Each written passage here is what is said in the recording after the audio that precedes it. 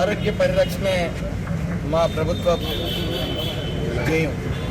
అయితే ఇన్సూరెన్స్ ద్వారా సుమారు ప్రతి పేషెంట్కి కూడా, ప్రతి పౌరుడికి కూడా 25 లక్షలు కవరేజ్ అయ్యేలాగా ఈ ప్రభుత్వం ఇన్సూరెన్స్ ద్వారా నిర్ణయం తీసుకోవడం జరిగింది.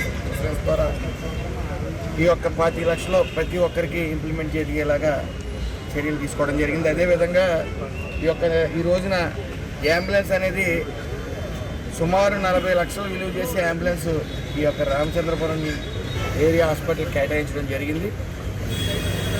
ఇందులో గతంలో బేసిక్ అడ్వాన్స్ లైఫ్ సిస్టమ్ అనేది అంబులెన్స్లో ఉండేది. మరి హై టెక్నాలజీతో ఈ రోజున అడ్వాన్స్డ్ లైఫ్ సపోర్ట్ అనేది సిస్టమ్ అనేది ఇక్కడ ఇన్బిల్డ్ చేయడం జరిగింది. సుమారు ఇందులో 42 ఎక్విప్మెంట్లు ఇందులో ఇన్బిల్డ్ అయి ఉన్నాయి.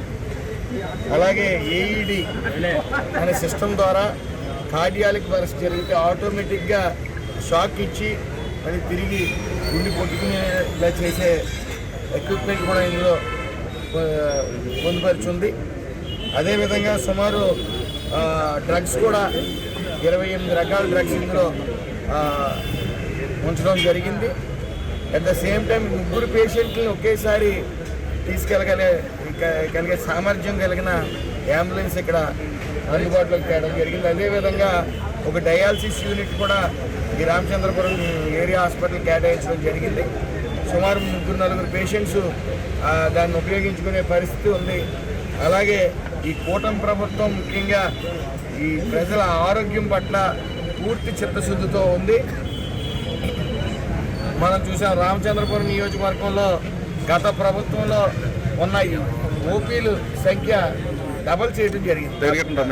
ఎప్పుడైతే కూటమి ప్రభుత్వం ఏర్పడిందో ఒక్కసారిగా ప్రభుత్వం మీద ఉన్న నమ్మకంతో మన విజనరీ నాయకుడు నారా చంద్రబాబు నాయుడు గారు, అలాగే ఎన్డీఏ కూడా పవన్ కళ్యాణ్ గారు కానీ, లోకేష్ గారు కానీ వాళ్ళ పనితీరు పట్ల, వాళ్ళకున్న విజనరీ పట్ల నమ్మకంతో మరి ప్రజలందరూ కూడా ప్రైవేట్ హాస్పిటల్లోకి ఎలా వెళ్తున్నారో పూర్తిగా ప్రభుత్వ ఆసుపత్రికి అలా తరలి రావడం మనం చూస్తూ ఉన్నాం.